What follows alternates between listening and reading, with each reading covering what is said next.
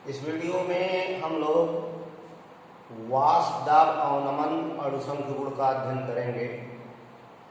वाष्प दाब का अवनमन, lowering of vapour pressure.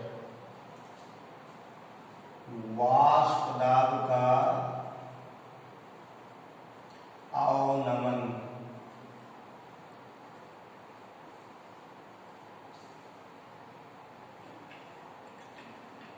Lowering of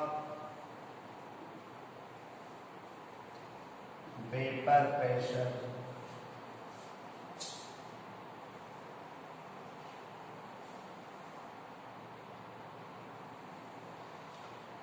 विलयनों में वाष्प दाब में होने वाली जो कमी है वो वाष्प दाब का अवनमन कहलाती है। तो पहले वाष्प दाब क्या है, वेपर प्रेशर क्या है,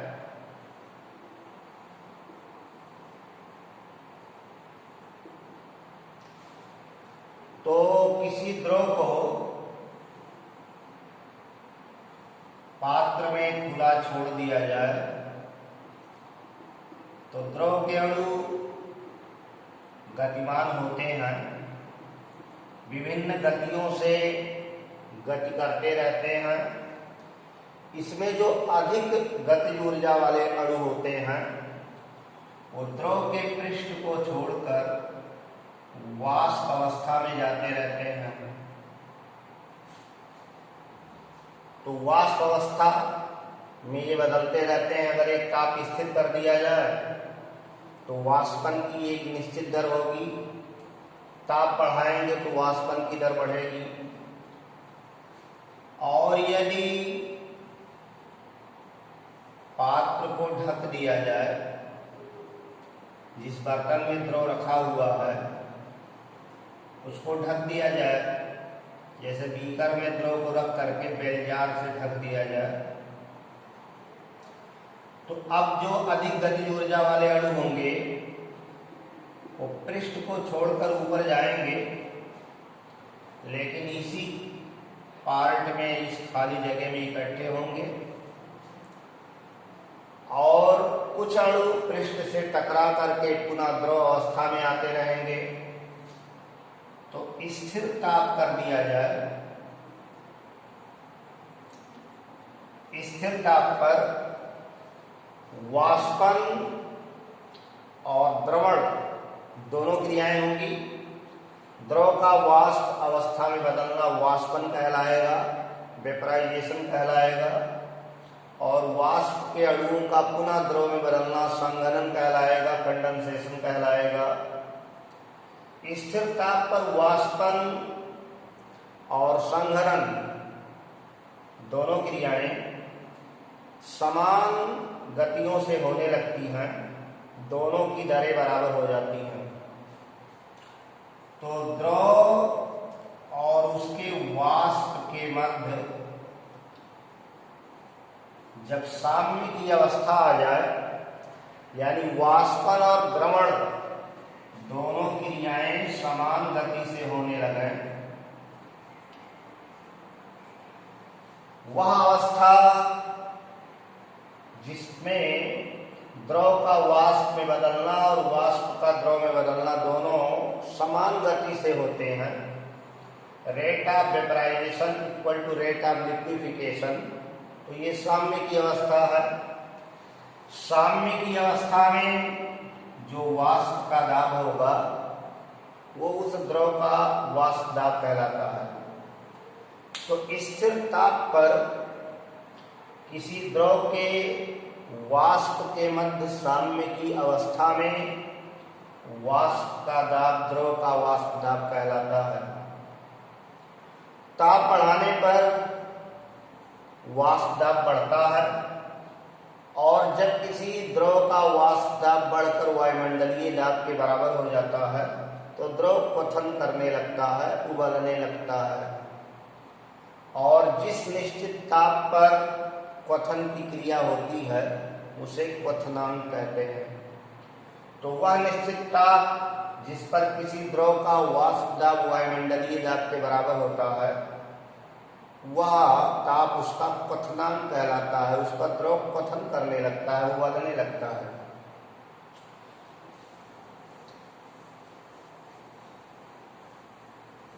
किसी शुद्ध विलायक में अवाष्पशील नॉन वोलाटाइल विद्युत अनपघट्य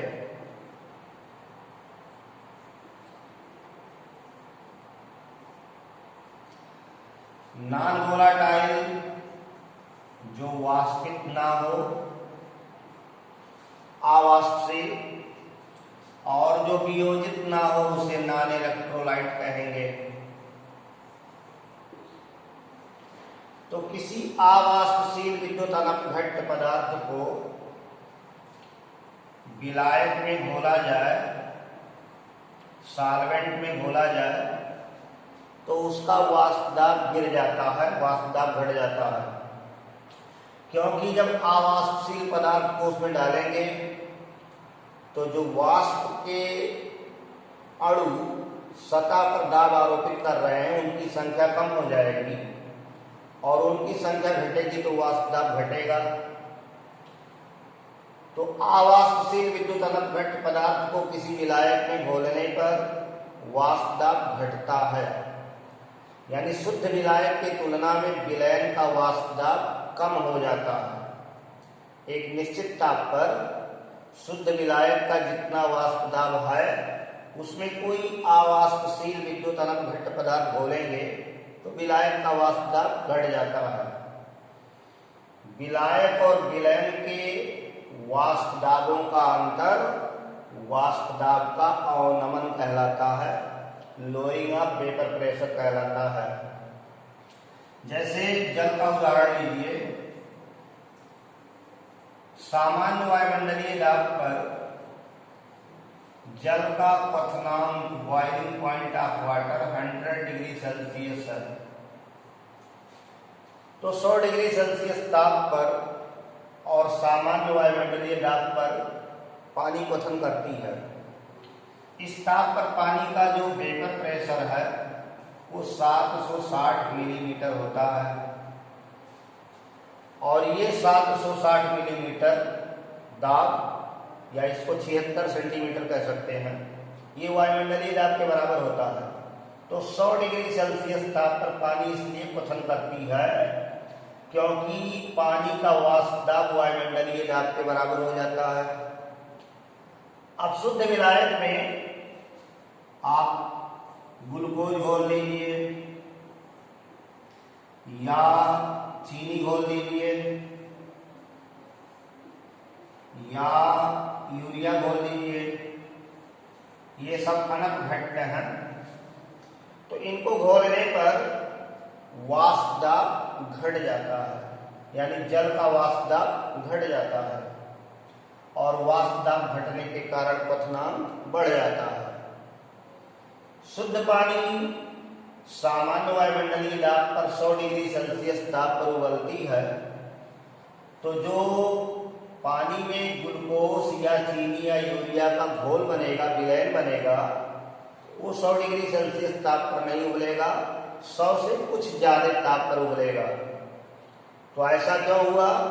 क्योंकि जब शुद्ध पानी में कोई अवाष्पशील विद्युत अनपघट्य पदार्थ घोलते हैं तो पानी का वाष्प दाब घट जाता है, और वाष्प दाब में जो कमी होती है उसी को अवनमन कहते हैं, लोअरिंग ऑफ वेपर प्रेशर कहते हैं।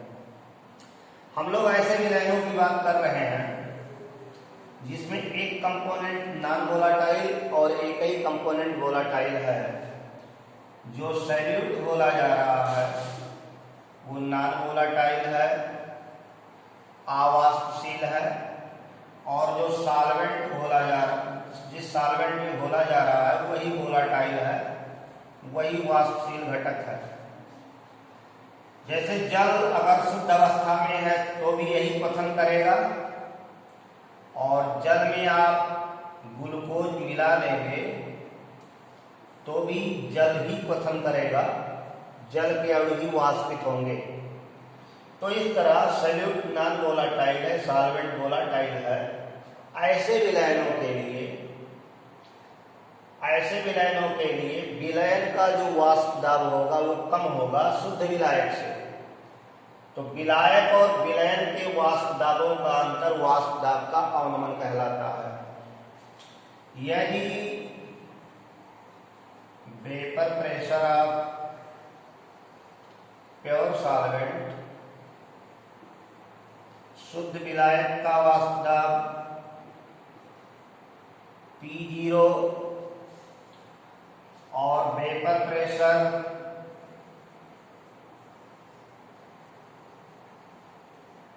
ऑफ सॉल्यूशन विलयन का वाष्प दाब PS है, तो P0 माइनस PS या P0 माइनस PS इसको कहेंगे लोअरिंग ऑफ वेपर प्रेशर। वाष्प दाब का अवनमन, वाष्प दाब में हुई कमी। शुद्ध विलायक में अवाष्पशील विद्युत अनघट्ट पदार्थ घोलने पर विलायक का वाष्प दाब घट जाता है। शुद्ध विलायक और विलयन के वाष्प दाबों का अंतर वाष्प दाब का अवनमन कहलाता है। इस पर राउल्ट ने एक नियम दिया है जो बहुत महत्वपूर्ण है और विलयनों के वाष्प दाब अवनमन की गणना कराता है। राउल्ट ने कहा है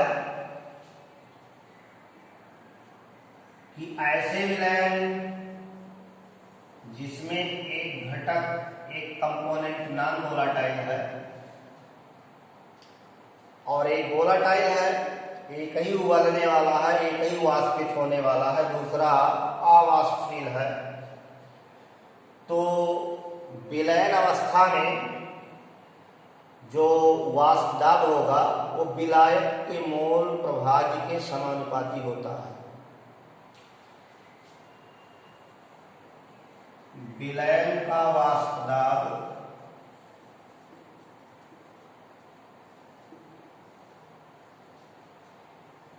विलायक के मोल प्रभाज्य के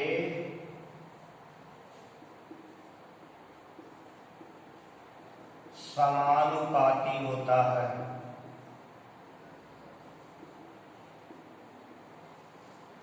ऐसे विलयनों के लिए जिसमें एक घटक नॉन वोलाटाइल है, सॉल्यूट नॉन वोलाटाइल है और सॉल्वेंट वोलाटाइल है,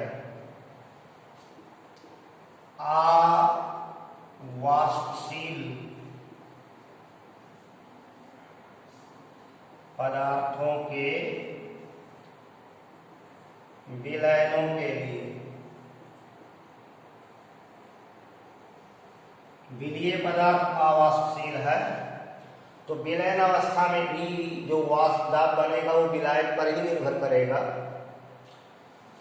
तो गणितीय रूप में इसको ले चला जाए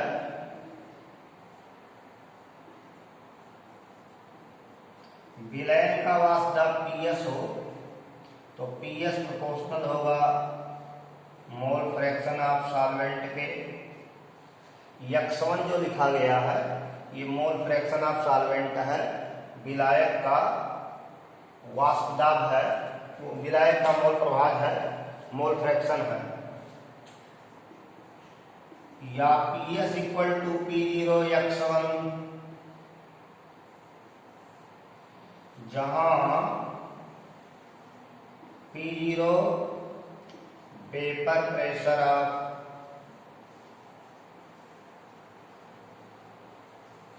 pure solvent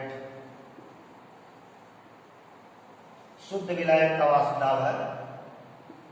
x1 mole fraction of solvent है, विलायक का मोल प्रभाज है। तो अवाष्पशील पदार्थों के विलयनों के लिए विलयन का वाष्प दाब विलायक के मोल प्रभाज के समानुपाती होता है। Vapour pressure of solution is directly proportional to the mole fraction of solvent for those solutions in which solute is non volatile. आवासशील पदार्थ का जो विलयन है उसमें विलयन का आवास दाब विलायक के मोल प्रभाव के समानुपाती होता है। तो PS equal to P0 x1, जहां P0 या P0 vapour pressure of pure solvent और x1 mole fraction of solvent है, विलायक का मोल प्रभाव है। अब इसको आगे बढ़ाया जाए तो अगर दो कंपोनेंट वाला सॉल्यूशन है, बाइनरी सॉल्यूशन है, और बाइनरी सॉल्यूशन द्विअंगी विलयन के लिए x1 plus x2 equal to 1। x1 ये विलायक का मोल प्रभाव है, x2 विलेय का मोल प्रभाव है, और अगर द्विअंगी विलयन है तो दोनों घटकों के मोल प्रभाजों का योग एक रहेगा। विलयन में चाहे जितने घटक हों, सबके मोल प्रभाजों का योग हमेशा एक ही रहेगा। या x1 equal to 1 minus x2, x1 का मान समीकरण 1 में रखने पर, समीकरण 1 में रख दिया जाए। समीकरण 1 है PS equal to P0 x1, तो PS equal to P0 x1, x1 की वैल्यू है 1 माइनस x2, या PS equal to P0 minus P0 x2। इसको इधर ले आओ P0 x2 को, या P0 x2 equal to P0 minus PS, या x2 equal to P0 minus PS बटे P0। P0 माइनस PS बटे P0 इस टर्म को वाष्प दाब का आपेक्षिक अवनमन कहते हैं, relative lowering of vapour pressure. तो राउल्ट के नियम को यहां से परिभाषित किया जाए, ये x2 है मोल फ्रैक्शन ऑफ सॉल्यूट, विलेय का मोल प्रभाव है, x2 है मोल फ्रैक्शन ऑफ सॉल्यूट, विलेय का मोल प्रभाव। तो यहां से राउल्ट के नियम को परिभाषित किया जाए, अतः राउल्ट नियम को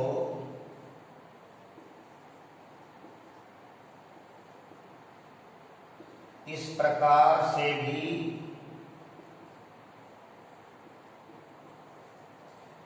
परिभाषित डिफाइन किया जा सकता है।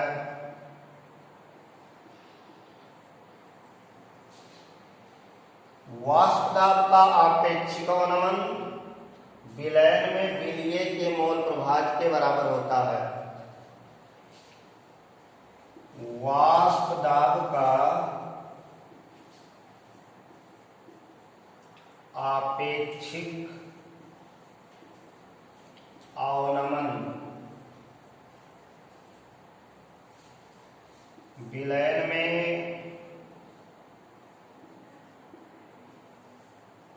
विलेय के मोल प्रभाव के बराबर होता है।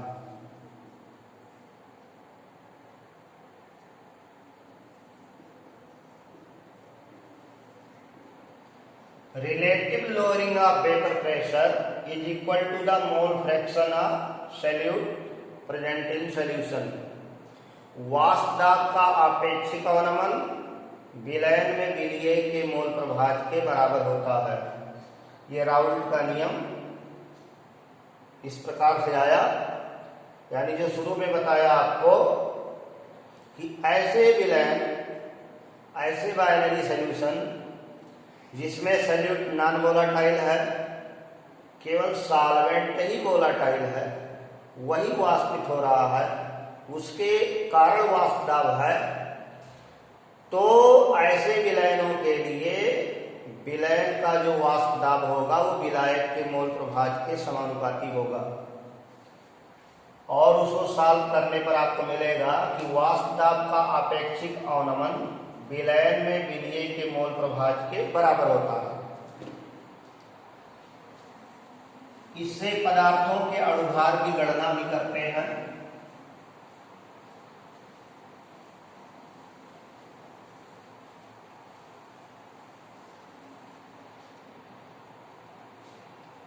P0 माइनस PS बटे P0 इक्वल टू X2 ये लिखा गया है, और X2 है मोल फ्रैक्शन ऑफ सॉल्यूट, विलीय का मोल प्रभाज है। और मोल प्रभाज के बारे में जानते हैं, यदि विलीय के N मोल कैपिटल N मोल विलायक में उपस्थित हैं, तो विलीय का मोल प्रभाज बराबर विलीय का मोल प्रभाज X2 बराबर स्मॉल n बटे small n plus capital N। तो P0 माइनस PS बटे P0 equal to small n बटे small n plus capital N। अब इसको डाइल्यूट सॉल्यूशन के लिए चला जाए, तन विलयनों के लिए आर्य डाइल्यूट सॉल्यूशन, तो तन विलयन वह है जिसमें विलीय कम विलायक ज्यादा, यानी विलायक के मोल अधिक होते हैं, विलीय के कम होते हैं। तो small n plus capital N approximate equal to capital N, क्योंकि capital N much greater in comparison to small n। तो डाइल्यूट सॉल्यूशन के लिए P0 माइनस PS बटे P0 equal to small n बटे कैपिटल N, डाइल्यूट सॉल्यूशन के लिए। और ये विलीय का मोल है, तो विलीय का द्रव्यमान अगर स्मॉल w ग्राम है, अणुभार स्मॉल m, और विलायक का कैपिटल W ये द्रव्यमान है और अणुभार कैपिटल M, तो बराबर हो जाएगा स्मॉल w कैपिटल M बटे स्मॉल m गुणे कैपिटल W। इस फार्मूले से आवासशील पदार्थों के अणुभार निकाले जाते हैं। तन विलयनों के लिए आवासशील जो विलीय पदार्थ घोला गया है उसके अणुभार की गणना की जाती है। तो बच्चों, इस वीडियो में हम लोगों ने राउल्ट के नियम का अध्ययन किया है, और ऐसे विलयनों के लिए जिसमें विलीय अवाष्पशील और केवल विलायक ही वाष्पशील घटक है, इसके आगे का अध्ययन अगले वीडियो में करेंगे। धन्यवाद।